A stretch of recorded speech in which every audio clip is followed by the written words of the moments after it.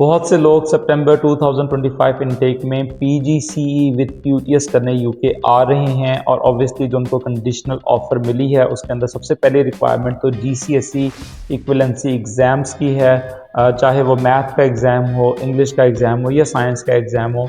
साथ में obviously arts की रिक्वायरमेंट उन्होंने मीट करनी है। और एक तीसरी रिक्वायरमेंट जिसके बारे में बहुत से लोगों को कन्फ्यूजन है वो ये है कि डीबीएस चेक किस तरीके से अप्लाई करना है, उसके लिए डॉक्यूमेंट्स कौन कौन से रिक्वायर्ड होंगे, उसकी फ़ी कितनी है और वो किस तरीके से और कब अप्लाई करना है। अगर आप ये चीज़ें जानना चाहते हैं डीबीएस से रिलेटेड तो इस वीडियो को पूरा ज़रूर देखिएगा।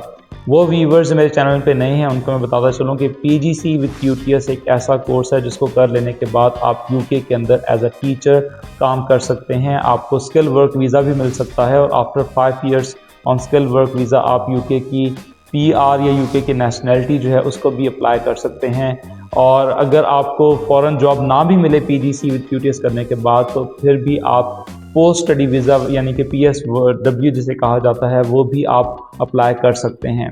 But anyways Aamir Hasan here and welcome to my Facebook page and YouTube channel. जैसे कि मैंने आपको बताया कि आज की वीडियो में मैं आप लोगों को बताऊंगा स्पेसिफिकली डीबीएस के बारे में और ये देखेंगे कि डीबीएस होता क्या है, इसको अप्लाई कैसे करना है। आपने देखा होगा इंडिया या पाकिस्तान में ऑब्वियसली एक आप पुलिस स्टेशन में जाकर या एक पुलिस वेरिफिकेशन का जो एक निज़ाम है उसको यूज़ करते हुए अपना क्रिमिनल रिकॉर्ड जो है वो चेक करवा सकते हैं। बिल्कुल इसी तरीके से यूके के अंदर डीबीएस चेक भी एक ऐसा ही निज़ाम है जिसके अंदर किसी भी बंदे का क्रिमिनल रिकॉर्ड जो है वो चेक किया जाता है। और ऑब्वियसली अगर आपने हेल्थ केयर के अंदर काम करना है या आपने एजुकेशन सेक्टर में काम करना है जिसमें आप बच्चों के साथ और वल्नरेबल एडल्ट्स के साथ आप काम कर रहे हैं तो ऑब्वियसली डीबीएस चेक जो है वो लाजमी चाहिए होता है। कोई भी स्कूल जो है जब भी आपको जॉब देता है या इवन अगर आपने स्कूल में पीजीसी विद क्यूटीएस की ट्रेनिंग कर रहे हैं तो उसके लिए भी डीबीएस चेक जो है उसके बगैर आप बच्चों के साथ काम नहीं कर सकते, आप स्कूल की प्रीमिसेस में एंटर नहीं हो सकते। तो इसलिए डीबीएस चेक बहुत ज़्यादा ज़रूरी है।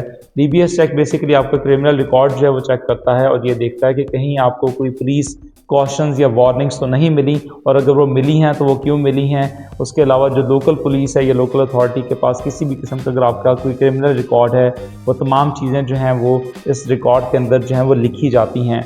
जो डीबीएस चेक है वो दो तरह का होता है, एक सिंपल डीबीएस चेक होता है और एक होता है डीबीएस एनहांस्ड। क्योंकि आप पीजीसी विद क्यूटीएस करने के लिए आ रहे हैं तो ऑब्वियसली आपको डीबीएस एनहांस्ड जो है वो रिक्वायर्ड होगा और आपको बेसिकली डीबीएस एनहांस्ड जो है उसके लिए अप्लाई जो है वो करना होगा। अब यहाँ पे क्वेश्चन ये पैदा होता है कि आप इसको अप्लाई कैसे करेंगे। आप इस डीबीएस एनहांस्ड को पाकिस्तान में या इंडिया में बैठकर अप्लाई नहीं कर सकते। सबसे पहले आपको यूके आना होता है और जब आप यूके पहुँच जाते हैं तो उसके बाद डीबीएस चेक जो है, जो डीबीएस एनहांस जिसके बारे में मैंने आपको बताया वो अप्लाई होता है। तो बेसिकली ये डॉक्यूमेंट्स जो है वो यूके लैंड करने के बाद ही अप्लाई हो सकता है, उससे पहले ये बिल्कुल अप्लाई नहीं हो सकता। हाँ, उसके बाद लेट से कि आप यूके पहुंच जाते हैं तो क्या आप खुद से अप्लाई कर सकते हैं? नहीं, आप ये अप्लाई खुद से नहीं कर सकते।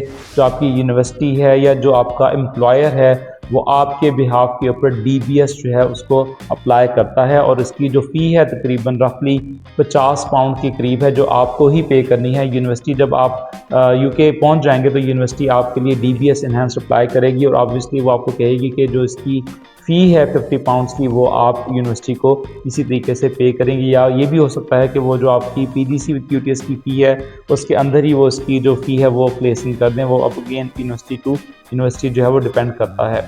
तो अब आप जब डीबीएस अप्लाई करेंगे ऑब्वियसली जो आपका एम्प्लॉयर है या जो यूनिवर्सिटी है जब वो डीबीएस अप्लाई करेंगे आपका तो उसके लिए आपको कहा जाएगा कि कुछ डॉक्यूमेंट्स वेरिफिकेशन के लिए आपने यूके के जो भी नियर बाय पोस्ट ऑफिस है या जो भी एजेंसी है वहाँ जाकर आपने उनको डॉक्यूमेंट्स जो हैं वो शो करने होते हैं। जनरली जो यूके में जिस जगह पर आप रह रहे होते हैं उसका near by he post office होता है, वहाँ पर आपने जाके अपनी जो डॉक्यूमेंट्स हैं उनको वेरिफिकेशन के लिए वहाँ पर अपने डॉक्यूमेंट्स को ले जाना होता है। अब डॉक्यूमेंट्स कौन कौन से रिक्वायर्ड हैं तो सबसे पहले जो इम्पॉर्टेंट चीज़ है वो ये है कि आपके पास पासपोर्ट होना चाहिए। पासपोर्ट जो है वो मस्ट रिक्वायर्ड डॉक्यूमेंट है क्योंकि उसमें आपकी इन्फॉर्मेशन जो है वो लिखी होती है तो आपके नाम से रिलेटेड या आपका पासपोर्ट नंबर से रिलेटेड। उसके अलावा जो यूके का ड्राइविंग लाइसेंस है वो भी चल जाता है। तो ऑब्वियसली जो लोग पीजीसी विद क्यूटीएस करने के लिए आ रहे हैं, मैं अगर उनका कोर्स 1 सितंबर से स्टार्ट हो रहा है तो मैं उनको एडवाइस करूंगा कि वो कम से कम 10 से 15 दिन पहले यूके पहुंचें, ताकि उनके पास नेशनल इंश्योरेंस नंबर भी आ जाए। आप वो उसके लिए अप्लाई करना होता है, वो कैसे अप्लाई करना है मैंने अपनी पहले वीडियोस में उसके बारे में बताया है। आप यूके का बैंक अकाउंट जो है वो खुलवा सकें, आप काउंसिल के साथ जो है वो रजिस्टर हो सकें, क्योंकि कुछ डॉक्यूमेंट्स ऐसी हैं जो डीबीएस चेक के लिए रिक्वायर्ड होंगे।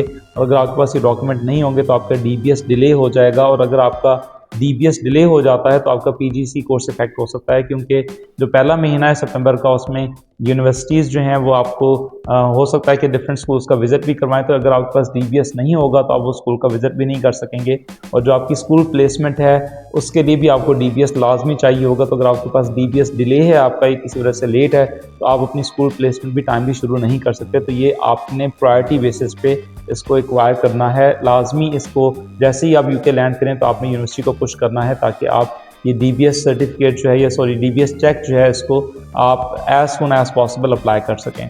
बट एनीवेज, जो मैं डॉक्यूमेंट्स की बात आपको कर रहा था, तो आपके पास पासपोर्ट होना चाहिए, और ऑब्वियसली यूके का ड्राइविंग लाइसेंस एक एसेंशियल तो नहीं है, लेकिन अगर ये डॉक्यूमेंट हो तो बड़े आराम से आपको 2 ही मेन डॉक्यूमेंट चाहिए होते हैं। तो अगर ये 2 डॉक्यूमेंट्स आपके पास हों तो आप डीबीएस एनहेंस्ड जो है उसके लिए अप्लाई कर सकते हैं। उसके अलावा जो सर्टिफिकेट जो डिफरेंट और डॉक्यूमेंट चाहिए वो है आपका जैसे बर्थ सर्टिफिकेट, लेकिन वो यूके का ही इशू करता हो, तो इसका मतलब है कि ऑब्वियसली अगर आपका ताल्लुक इंडिया या पाकिस्तान से है तो बर्थ सर्टिफिकेट नहीं चलेगा। लेकिन जो बैंक लेटर है, बैंक ओपनिंग लेटर जिसमें आपका एड्रेस लिखा हो, वो भी इसमें चल सकता है। ये यूटिलिटी बिल या जो काउंसिल बिल है वो भी इसके अंदर एज एन एविडेंस जो है वो लगाया जा सकता है। लेकिन अगर आप यूके में बिल्कुल नए नए पहुंचे हैं तो आपको ये डॉक्यूमेंट्स इकट्ठे करने में टाइम लग सकता है। इसलिए मैंने आपको बताया कि ये आपने यूके जो है पीजीसी कोर्स करने से तकरीबन 10 दिन पहले अगर आप यूके पहुंच जाते हैं तो आपके लिए ये डॉक्यूमेंट्स इकट्ठे करना आसान है। ड्राइविंग लाइसेंस भी बड़े आराम से ऑनलाइन ही अप्लाई हो जाता है, किसी किस्म का उसके लिए टेस्ट नहीं देना होता। प्रोविजनल लाइसेंस आप ले सकते हैं।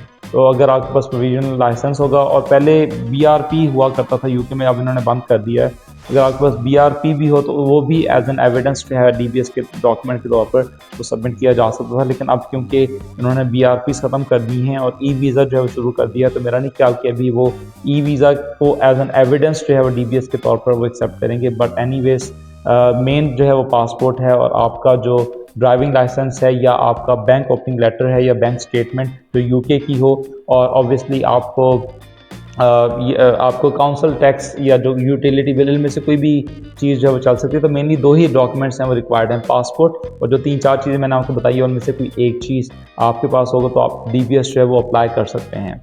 अब यहाँ पर मैं आपको एडवाइस करूँगा, जब आपका डीबीएस आपको लेटर मिल जाएगा तो आप डीबीएस की एक अपडेटेड सर्विस होती है, उसके अंदर भी जाकर ज़रूर उसको डीबीएस अपडेट के ऊपर जाकर उसको कंटिन्यूसली अपडेट सर्विस पे लगा दें। उसकी जो ईयरली फ़ी है वो 13 पाउंड्स के करीब है। उसका फ़ायदा ये होगा कि आपको डीबीएस बार बार अप्लाई नहीं करना पड़ेगा, वरना समटाइम ऐसा होता है कि जैसे ही आपकी यूनिवर्सिटी ख़त्म होगी और जैसे ही आप जॉब ढूंढने के लिए जाएंगे तो फिर आपका एम्प्लॉयर आपको कहेगा कि डीबीएस नए सिरे से अप्लाई करें, फिर आपको वही 49 पाउंड्स जो हैं वो दोबारा से पे जो हैं वो करने पड़ सकते हैं।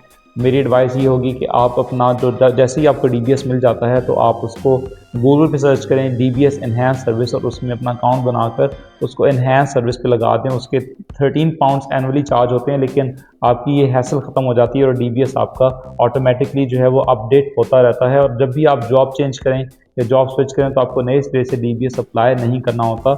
और वो लोग जो यूके में आकर कोई जॉब करना चाहते हैं, चाहे वो केयर से रिलेटेड हो, चाहे वो टीचिंग असिस्टेंट से रिलेटेड जॉब हो, उसके लिए भी डीबीएस जो है वो रिक्वायर्ड होता है। तो वो लोग जो टीए की जॉब करना चाहते हैं यूके के अंदर, उनके लिए भी ये वीडियो जो है वो बहुत इंपॉर्टेंट है कि ताकि उनको आइडिया हो सके कि डीबीएस जो है वो किस तरीके से जो है वो अप्लाई कर सकते हैं।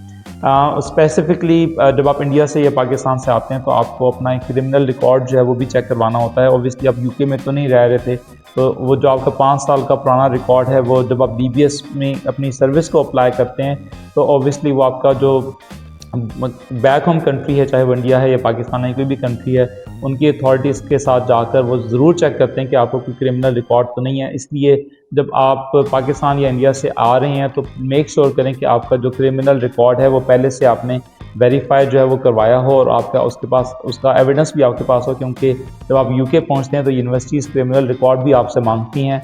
मैं पाकिस्तान का आपके साथ शेयर करूंगा किसी और वीडियो में कि पाकिस्तान का जो पुलिस क्रिमिनल रिकॉर्ड है वो किस तरीके से अप्लाई करना है, उसके लिए मैं एक अलग से वीडियो बनाऊंगा, लेकिन वो आपके पास होना चाहिए क्योंकि यहाँ पर जो यूनिवर्सिटीज़ हैं वो आपसे रिक्वायर कर सकती हैं, या समटाइम्स बिल्कुल जब आप DBS अप्लाई कर रहे हो तो हो सकता है कि जो DBS सर्विसेज हैं वो इटसेल्फ आपसे मांग लें कि आपका जो पुलिस वेरिफिकेशन है वो कहाँ पे है, तो वो डॉक्यूमेंट भी आपके पास ज़रूर होना चाहिए।